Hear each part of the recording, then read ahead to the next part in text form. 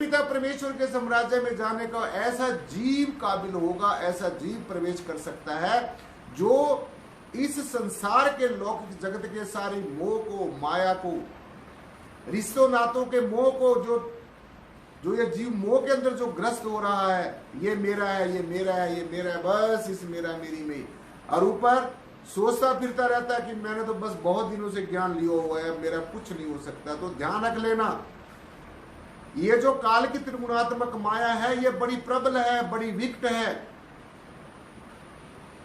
तो इससे बचने के लिए, इससे पीछा छुटाने के लिए, छुटकारा पाने के लिए साध संगत जी हर समय सदगुरु की शरण में रहना है, हर समय सदगुरु को अपना हाथ देकर सदगुरु के हाथ में बैठना है, पूरा समर्पित हो जाना है। तो तभी परमेश्वर हमारे ऊपर जो है वो दयालु होगा, तभी कृपालु होगा, तभी हम दया के पात्र बन सकेंगे। इसलिए ये परमेश्वर में तेरा तहे दिल से धन्यवाद करता हूं। हे प्रभु, ऐसी सद्बुद्धि दे, ऐसा ज्ञान दे कि तेरे चरणों की भक्ति हमें मिल जाए। और सदगुरु के चरणों की जब भक्ति मिलेगी, परमेश्वर की भक्ति मिलेगी, तो और फिर क्या चाहिए। सब चीजों का सार, जिसको परमेश्वर की भक्ति मिलेगी, सदगुरु का दर्शन दीदार। लेकिन मैं बार बार आपको यही बात कहता हूं कि कभी सदगुरु की सेवा करने का कोई अहम मत रखिए, यह सूक्ष्म रूप से अहम छोड़ दीजिए। बाहर नहीं कहना, ये होठ हिला के कह देना भी नहीं जी मैं तो सदगुरु के प्रति बहुत समर्पित हूं, मैं तो सदगुरु की इतनी सेवा करता हूं। मैं आपको सीधी सीधी बातें इसलिए बता रहा हूं कि पहले ये चीजें भूलो, अपने अंदर से इसको ईर्ष्या को निकालो, इस भ्रम को निकालो, इस सूक्ष्म रूप से अहम को निकालो। तभी तो साध संगत जी ये जीव जो है वो सुखी नहीं होता। इतनी बड़ी अमोलक दात देने के बावजूद भी फिर भी उसी मोह में फंसा जा रहा है, उसी मोह के अंदर धंसा जा रहा है। तो इसको ज्ञान किस चीज का हुआ। तो ये तो निराकार की तरफ तो अब इसने पीठ कर ली और संसार की तरफ अपना मुख कर लिया है। नहीं, मैंने बताया दो नहीं मिलेंगे, याद ध्यान से सुन लो अच्छी तरीके से बात। दो नहीं मिल सकते, एक ही मिलेगा। या तो संसार की आसक्ति मिलेगी, संसार मिलेगा, या फिर निराकार मिलेगा। दो कभी नहीं मिल सकते। एक म्यान के अंदर दो तलवारें नहीं रह सकती। इसीलिए परमेश्वर की प्रशंसा करते रहो, सदगुरु का गुणगान करते रहो, परमेश्वर के अनंत गुणों का गुणगान करते रहेंगे, तो तभी परमेश्वर का धन्यवाद करते रहेंगे, तो सभी साध संगत जी परमेश्वर हमारे ऊपर मेहरबान होगा। फोटो से अब देखो कैसे स्तुति करनी है। अपनी स्तुति सुनकर, वाह सुनकर ये नहीं सुनना कि मैं बहुत बड़ा ज्ञानवान हो गया हूं। ये जो ज्ञान है ये अहम का कारण भी हो सकता है। इस ज्ञान को प्राप्त करने के बाद में जब तक ये अमली रूप में नहीं लिया, इसको अमल में नहीं, मैंने बताया ना भी हर एक इल्म के साथ अमल का होना जरूरी है। इसलिए ये कहना नहीं है, होठों से हिला के कह देना तो बहुत आसान है, लेकिन उसको वास्तविकता में करना, रियलिटी में करना, वैसा सा जीवन में धारण करना।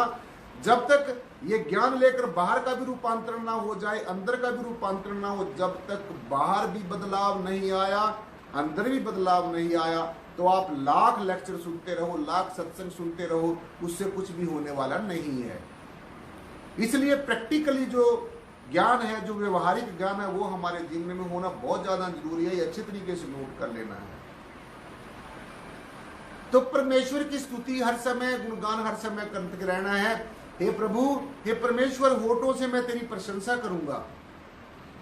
मुझे इतनी सामर्थ्य दे, हे सदगुरु, मुझे इतनी सद्बुद्धि दे, मुझे ज्ञान दे, मुझे भक्ति दे, अपने चरणों की भक्ति दे, ताकि मैं तेरी प्रशंसा के काबिल हो सकूं, मैं तेरा होठों से गुणगान कर सकूं, होठों से तेरी प्रशंसा कर सकूं, मुंह से तेरा गुणगान कर सकूं। और हे प्रभु, जन्म से लेकर मृत्यु तक मैं तेरा गुणगान करता रहूंगा। तो मुझे इतनी कॉम्पिटेंसी दे, इतनी सामर्थ्य दे, जन्म से लेकर मृत्यु तक बस मैं तेरा ही गुणगान करता रहूं। क्योंकि क्या ये तुम नहीं जानते हो कि तुम्हारी जो देह है वो पवित्र आत्मा के रहने का घर है। ये आप शरीर नहीं हो। क्या आप ये नहीं जानते कि तुम शरीर नहीं हो? क्या आप ये नहीं जानते कि ये जो शरीर है, ये जो देही है, ये पंचभौतिक शरीर है, पवित्र आत्मा के रहने का घर है? क्या तुमने कभी एहसास नहीं किया कि ओ ये परमेश्वर, ये प्रभु, ये पवित्र आत्मा मुझे स्पर्श करे, ये पवित्र आत्मा मुझे स्पर्श करे, ये पवित्र आत्मा का मुझे स्पर्श मिल जाए?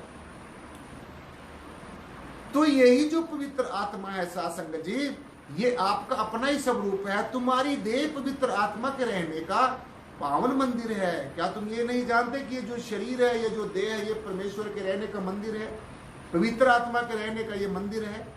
तो जब ये जान जाओगे, जब ये पहचान जाओगे, इस रहस्य को जान जाओगे, इसमें स्थिर हो जाओगे, स्वाध्याय करोगे। बाहर बाहर की बातें नहीं, स्वाध्याय करना है। अब लेक्चर बहुत सुन लिए, पहले गुरुओं के भी सुनते आए, अब भी सुन रहे हैं, लेकिन अब स्वाध्याय करिए। मैं वही बात बताने आया हूं आपके पास जो पहले सदगुरु बता के गए हैं। कोई मैं अपनी तरफ से कोई अलग फैशन नहीं आपको सिखाने के लिए आया। तो इसलिए आप मानिए इस बात को, परमेश्वर का धन्यवाद करिए कि परमेश्वर ने आपको इस काबिल बनाया, इतनी अमूल्य दात दी है। मैं तेरी अधिक से अधिक स्तुति करूं, मैं तेरी अधिक से अधिक प्रेयर करूं। सदगुरु हे परमेश्वर, मुझे इतनी समर्थता दे कि मैं तेरी अधिक से अधिक स्तुति करता रहूं। और अब आप ये सोच लो कि स्तुति होती कैसे है? परमेश्वर की स्तुति क्या है? किसी की लिखी लिखाई बातों को गाना बजाना, उनको लोगों को सुनाते रहना, उससे बात नहीं। अपना तुम्हारा स्वयं का तजुर्बा हो। अब जो गुरु पढ़ाकर चले गए हैं, जो सदगुरु संसार से पढ़ाकर संसार को अपना उपदेश देकर चले गए हैं, संदेश देकर चले गए हैं, अब उनके जीवन का सवाल नहीं है। अब आपके जीवन का सवाल है, हमारे जीवन का सवाल है। अब हमने अपने सदगुरु की हर एक बात के ऊपर फूल चढ़ाने हैं। हे प्रभु, मैं तेरा अधिक से अधिक गुणगान करूंगा, मैं तेरी अधिक से अधिक स्तुति करूंगा। अब ये समझो स्तुति होती क्या है। स्तुति का जो वास्तविक जो अर्थ है, जो असली अर्थ क्या है? स्तुति का पहला अर्थ है आराधना करना। आराधना किसकी की जाती है? अपने आराध्या देव की, अपने इष्ट देव की, जिसको हम अपना सब कुछ समझते हैं। ये स्तुति का अर्थ है आराधना करना। साधना करते करते आराधना करना। साधना का मतलब होता है एक जगह पर कंसंट्रेट होना, अपने आप को पूरा कंसंट्रेट करके। when we will concentrate on our particular point, this is called साधना। और साधना करते करते फिर करनी है आराधना। तो स्तुति का पहला जो अर्थ है वो है आराधना करना, अपने आराध्य देव की आराधना करना। दूसरा स्तुति का साथ संगत जी जो अर्थ है वो है महिमा करना। महिमा करना, ये भी परमेश्वर की स्तुति है। परमेश्वर के गुणों का गुणगान करना, परमेश्वर की लीला का बखान करना, ये भी साथ संगत जी जो एक स्तुति का मतलब है। परमेश्वर की प्रशंसा करना, हे परमेश्वर तू कितना मेहरबान है, तू कितना महान है, तूने सारी सृष्टि को कैसे अपने उसमें काबू में किया हुआ है, कैसे सांप के ऊपर एक अंकुश लगाया हुआ है। ऐसी प्रशंसा करना, परमेश्वर के गुणों का साथ संगत जी गुणगान करना। और चाहे हमारे जीवन में परिस्थितियां अनुकूल आ जाएं, चाहे हमारे जीवन में परिस्थितियां प्रतिकूल आ जाएं, परमेश्वर का धन्यवाद करते नहीं भूलना है।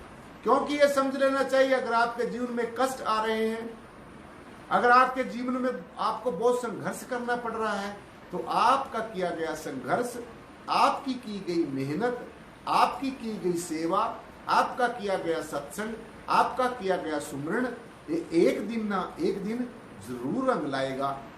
ऐसी भावनाओं के साथ युक्त होकर जीवन यापन करना है। तो इसलिए अनुकूल और प्रतिकूल परिस्थितियों में साथ संगत जी भटकना नहीं है। अनुकूल और प्रतिकूल परिस्थितियों में भटकना नहीं है, क्योंकि अगर अनुकूल और प्रतिकूल परिस्थितियों में आप भटक गए तो साथ संगत जी फिर बात नहीं बनेगी।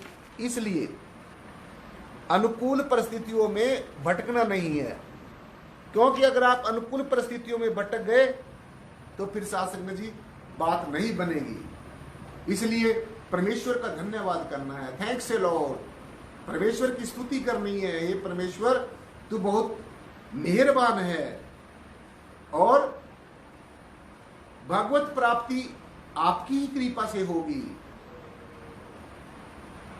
तेरे अंदर प्रभु बहुत ही आत्मिक शक्ति है, तेरे अंदर बहुत ही जो शक्तियों का भंडार है। तो इसीलिए यही हमारे जीवन का जो है साथ संगत जी परम चरम उद्देश्य है। और वैसे तो अनेकों इच्छाएं होती हैं, लेकिन जो सबसे तीव्र उच्च इच्छा है, जो सबसे तीव्र जिज्ञासा है,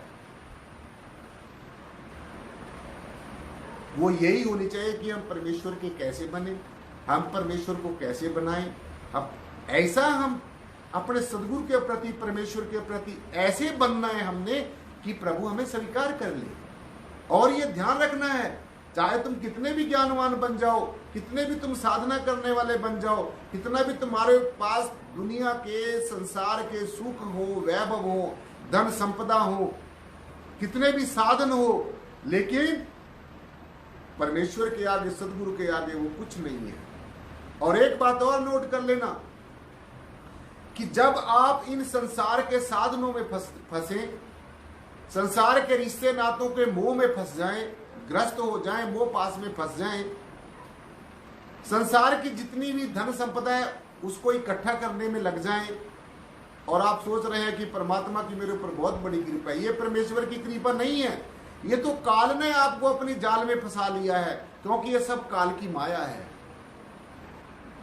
ये परमेश्वर की कृपा नहीं है। जब परमेश्वर की कृपा होगी, जब परमेश्वर का अनुग्रह होगा, जब आप परमेश्वर के साम्राज्य में प्रवेश करने के काबिल बन जाओगे, तो बाहर का रूपांतरण भी हो जाएगा और अंदर का रूपांतरण भी हो जाएगा।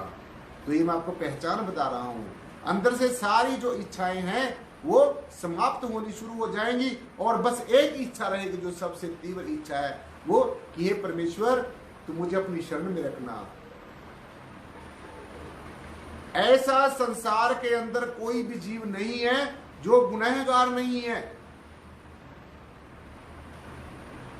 ऐसा जीव कोई भी संसार के अंदर नहीं है जो गुनाहगार नहीं है। इसीलिए कहते हैं कि मैं तेरी शरण, तू ही बख्शनहार।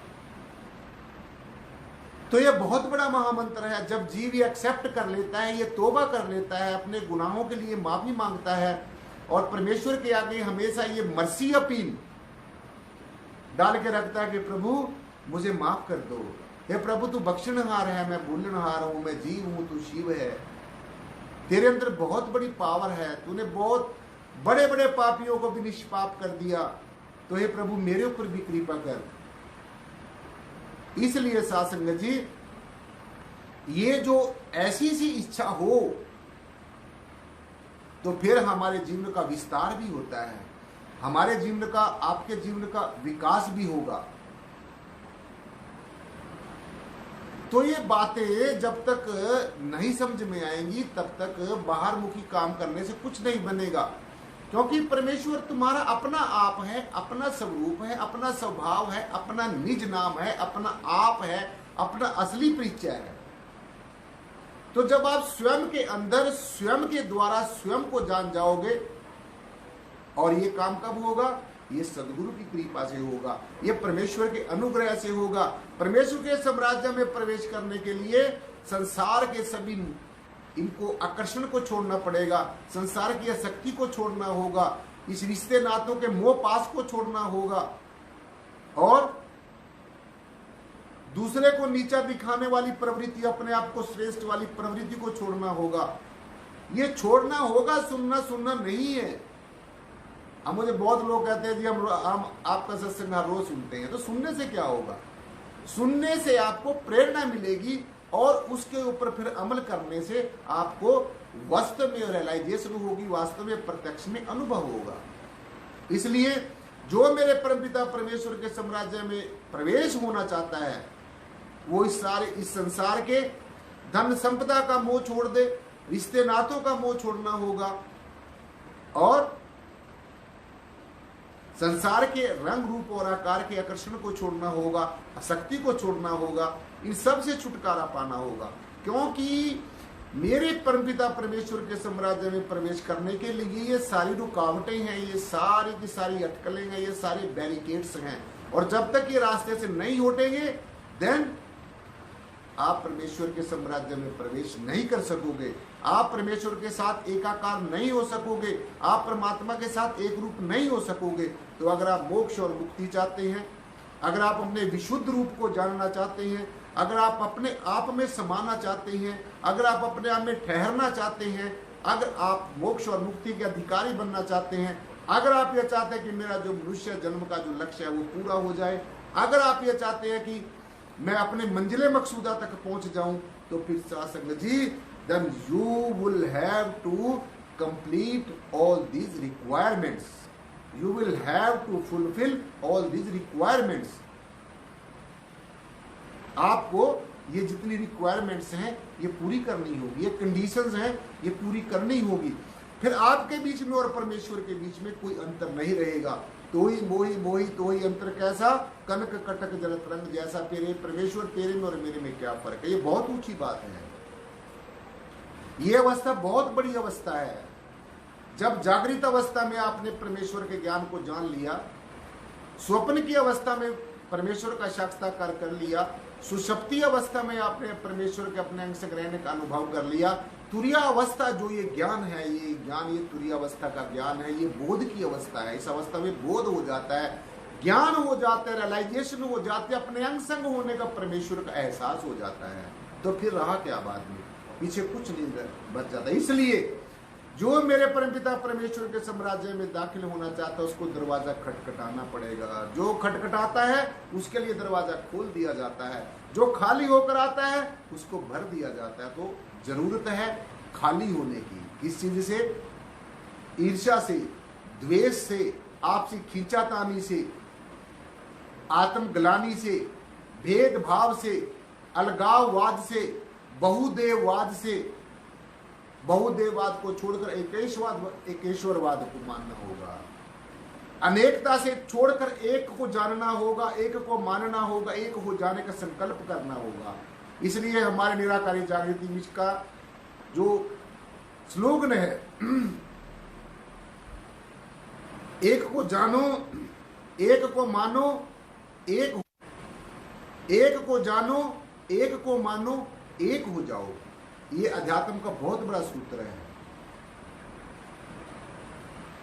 इसलिए जो दरवाजा खटखटाता है उसके लिए खोल दिया जाता है। इसलिए आपको कहा जाता है कि अपने आज्ञा चक्र में खटखटाओ इस दरवाजे को, इस दशम द्वार को खटखटाओ। इसके अंदर यहीं से ही जड़ और चेतन की ग्रंथि खुलेगी, यहीं से जीव और आत्मा का जो है वो गुत्थी खुलेगी। यहीं से जो आत्मा है यही हमारी आत्मा के रहने का घर है, यही जड़ और चेतन की गुत्थी है, यहीं पर ये परवरदिगार का ऑफिस है। यहीं से ही सब आदेश होते हैं, यहीं से ही आज्ञाएं होती हैं, यहीं से ही ऑर्डर होता है, और यहीं से ही हमारी जो आत्मा है जो जन्म जन्मांतरों से परमेश्वर को मिलने के लिए ललायित हो रही है, यहीं से हमारी आत्मा अपने लोकों की सैर करती हुई परमेश्वर तक, आत्मलोक तक, सचखंड तक, अपने नीच घर तक, अपने आत्म धाम तक, यहीं से ही चढ़ाई शुरू होती है, यहीं से ही यात्रा शुरू होती है। तो इसी को खोलिए, इसी को खटखटाइए। जो खटखटाता है उसके लिए खोल दिया जाएगा। जो खाली होकर आता है इस आंखों के नीचे नीचे शरीर से खाली हो जाओ। जो खाली होकर आएगा उसको भर दिया जाएगा। तो खाली होने की जरूरत है, मन के दृष्टिकोण को बदलने की जरूरत है, नकारात्मक दृष्टिकोण को छोड़ने की जरूरत है, पॉजिटिव अप्रोच को अपनाने की जरूरत है, नेगेटिविटी को छोड़ने की जरूरत है। ईर्ष्या, द्वेष, निंदा, चुगली, आपसी खींचातानी, आत्मग्लानि, मत भेद, मन का भेद, मतों के भेद, मजहबों के भेद, धर्मों के भेद, जातियों के भेद, ये जितने भी डिफरेंसेस हैं, पूजा पद्धतियों के भेद, तो ये भेद बुद्धि समाप्त करके, जिसकी भेद बुद्धि समाप्त होगी वो ही परमेश्वर के द्वारा दी गई जो अभेद बुद्धि है उसका पात्र बनेगा। भेद बुद्धि को छोड़कर अभेद बुद्धि का पात्र बनेगा। परमेश्वर उसके ऊपर मेहरबान होगा, परमेश्वर उसको अभेद बुद्धि देगा, अभेद बुद्धि देगा, सद बुद्धि देगा, उसको सदा सच्चा ही सच्चा, अच्छा ही अच्छा विचार वो सोचेगा, सदकर्म ही करेगा, करुणा करेगा, दया करेगा, विश्वास करेगा, संकल्पवान होगा, मनोबल बढ़ेगा, आत्मबल बढ़ेगा, तो सारे के सारे बल हैं इसी परमेश्वर से। मेरा परमपिता परमेश्वर इतना महान है, खंडों ब्रह्मांडों का मालिक है। जितने भी योगी हैं सब योग साधना का बल भी मेरे पिता परमेश्वर से पाते हैं। जितने भी तपस्वी हैं वो तप का बल भी परमेश्वर से पाते हैं। जितने ध्यानी हैं वो ध्यान करने की जो क्षमता है, जो कॉम्पिटेंसी है, वो परमेश्वर से पाते हैं। जो योगियों का योग बल है, ध्यानियों का ध्यान साधना का बल है, और आत्मिक ज्ञान वालों का, ब्रह्म ज्ञानियों का जो ब्रह्म ज्ञान का बल है, तो ये परमपिता परमेश्वर है। इसलिए परमेश्वर का धन्यवाद, हमेशा स्तुति करते रहो। और आप देखते हैं कि चर्च में जाओगे वहां पर प्रेयर करनी सिखाई जाती है, गुरुद्वारे में जाओगे वहां पर अरदास करनी सिखाई जाती है, मंदिर में जाओगे वहां पर आरती करनी सिखाई जाती है, और अपना जो मस्जिद में जाओगे वहां पर खुदा की इबादत करनी सिखाई जाती है। तो इबादत करना, अरदास करना, स्तुति करना, प्रेयर करना, आरती करना, आर्त भावों से आरती करनी है, आर्त भावों से। वैसे तो अनेकों भाव होते हैं, लेकिन जब हम परमेश्वर को याद करते हैं, परमात्मा को याद करते हैं, अपने सदगुरु को याद करते, तो आर्त भाव से पुकारना है। आर्त भाव से, जैसे हम आरती उतारते हैं तो अपने मानसिक भाव से अपने मानसिक पूजा करनी है। बाहर की स्थूल पूजा को छोड़कर मानसिक पूजा करनी है। ऐसे भावों से युक्त होकर पूजा करनी है, ऐसी प्रेम की भावनाओं से युक्त पूजा करनी है, ऐसे समर्पण भाव से युक्त होकर और शरणागत भावों से युक्त होकर परमेश्वर के आगे गुहार लगानी है। हे परमेश्वर, तू बख्शनहार है, मैं भूलनहार हूं, प्रभु मुझे बख्श दो, बख्श दो, बख्श दो। तो किसी दिन ना किसी दिन अपनी जो कर्मों की जो फाइल है वो लेकर हर समय परमेश्वर के दरवाजे पर खड़े रहो। कभी न कभी तो आता जाता अपने साइन मार ही देगा, बख्श ही देगा, कभी ना कभी तो दया करेगा, लेकिन हर समय खड़े रहो, हर समय हाथ बांध कर दरबार में खड़े रहो। सदगुरु अब तो बख्श दे, अब तो लास्ट अपॉर्चुनिटी है, तो बड़ा दयालु है, कृपालु है, मुझे इस काबिल बना मैं तेरी प्रशंसा कर सकूं, मुझे इस काबिल बना मैं तेरी स्तुति कर सकूं। सुसाद संगत जी, जो किसी भी तरह का बल है, जो बाहुबल है, जो मन का बल है, जो आत्मा का बल है, ये परमेश्वर के अनुग्रह से मिलता है, इस सदगुरु की कृपा से मिलता है। तो इसलिए हमेशा सदगुरु की बात के ऊपर फूल चढ़ाने हैं, सदगुरु के आदेश और उपदेश की बात को मानना है। तो यही एक तरीका परमेश्वर को रिझाने का है, यही एक तरीका सदगुरु को रिझाने का है। सदगुरु मेरा मेहरबान, साहब मेरा मेहरबान। जब मेहरबानी होगी तो आप ऐसा महसूस करोगे कि मेरा अंदर से भी रूपांतरण होता जा रहा है, बाहर से भी रूपांतरण हो जा रहा है, मेरे जीवन का रूपांतरण हो गया है। अगर ऐसा नहीं होता तो ये समझ लेना भी अभी आपके ऊपर परमेश्वर की कृपा नहीं है, सदगुरु की कृपा नहीं है। अगर ऐसा हो रहा है तो आपको निश्चय ही समझ लेना चाहिए और इसके लिए परमेश्वर का धन्यवाद करना चाहिए। परमेश्वर, मैं तेरा बहुत बहुत धन्यवाद करता हूँ, तूने मेरे ऊपर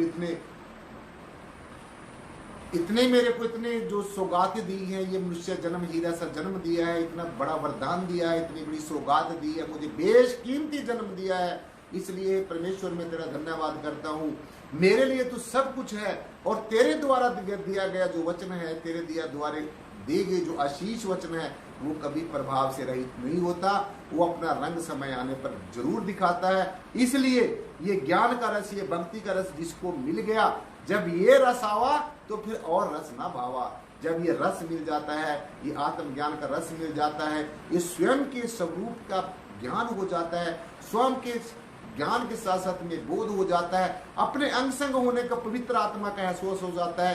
अब मेरे को पवित्र आत्मा छू रहा है, ये पवित्र आत्मा मेरे को स्पर्श कर रहा है, अब मेरा उद्धार होना निश्चित है, अब मेरा सुधार होना निश्चित है। तो ऐसी जो अनुभव आपको होंगे जब आपको पवित्र आत्मा स्पर्श करेगा, जब आपको पवित्र आत्मा स्पर्श करेगी, छुएगी, तो आपको सब कुछ स्पष्ट रूप से एहसास होना शुरू हो जाएगा। तो इसलिए साथ संगत जी, हमेशा सदगुरु के आदेश उपदेश की पालना करनी है, हमेशा परमेश्वर की स्तुति में लगे रहना है। इसलिए साथ संगत जी, हमारा तो जो निराकारी जागृति मिशन का जो ज्ञान है वो यही बताता है, तो आप सबको पता है। इसलिए आज की जो ज्ञान चर्चा की उसके लिए साथ संगत जी उसमें बोलने में कोई त्रुटि हो गई हो, मैं आपके अंदर बैठे हुए परमेश्वर को, आत्मा रूप परमेश्वर के आगे साथ संगत जी क्षमा याचना करूंगा कि मेरे से कोई बोलने में मुख से कोई त्रुटि हो गई हो, क्योंकि मैं तो अभी साथ संगत जी स्टूडेंट हूँ, मैं अभी सीख रहा हूँ। और सीखते सीखते ही प्रभु के ज्ञान को ऐसे स्तुति करते गुणगान करते जीवन बीत जाए तो इससे बड़ा मेरे लिए कोई सौभाग्य नहीं है। सो इसलिए साथ संगत जी आज की ज्ञान चर्चा यही पर संपन्न होती है और सदगुरु भगवान के नाम का एक जयघोष एक जयकारा जिनकी अपार कृपा से आज हम सबको ये कैसा सुंदर मौका मिला है और इतनी अच्छी और परमेश्वर की स्तुति करने का सुनने का सौभाग्य प्राप्त हुआ है, मुझे ये गुणगान करने का सौभाग्य प्राप्त हुआ है। तो जितना साथ संगत जी मैं सौभाग्य वाला हूँ उतने ही आप भी सुनने वाले भी सौभाग्य वाले हो। जितना प्रभु मुझे मेरे ऊपर कृपा करेगा, मैं कहता हूँ हे प्रभु हे सदगुरु मेरे से ज़्यादा कृपा मेरे दर्शकों के ऊपर, मेरे अनुयायियों के ऊपर करना, सारे विश्व के ऊपर करना, सब जीवों के ऊपर करना, राष्ट्र के ऊपर करना, समाज के ऊपर करना, यही आपके चरणों में साथ संगत जी बेनती है, ये परमेश्वर के चरणों में बेनती है। सो इसलिए एक बार सदगुरु भगवान के नाम का एक जयघोष एक जयकारा बोलो सदगुरु भगवान की। जो बोले तिस बलिहार परम पूजनीय सदगुरुदेव बूटा सिंह जी महाराज की जय हो। जो बोले तिस बलिहार परम पूजनीय सदगुरुदेव बूटा सिंह जी महाराज की जय हो। जो बोले तिस बलिहार परम पूजनीय सदगुरु शहंशाह मेहताब सिंह जी महाराज की जय हो। जो बोले तिस बलिहार परम पूजनीय सदगुरुदेव लक्ष्मण सिंह जी महाराज की जय हो। जो बोले तिस बलिहार परम पूजनीय सदगुरुदेव प्रियतम नाथ जी महाराज की जय हो। जो बोले तिस बलिहार सर्व संत समाज की जय हो। साथ संगत जी बड़े प्यार और सत्कार के साथ बोलना जी।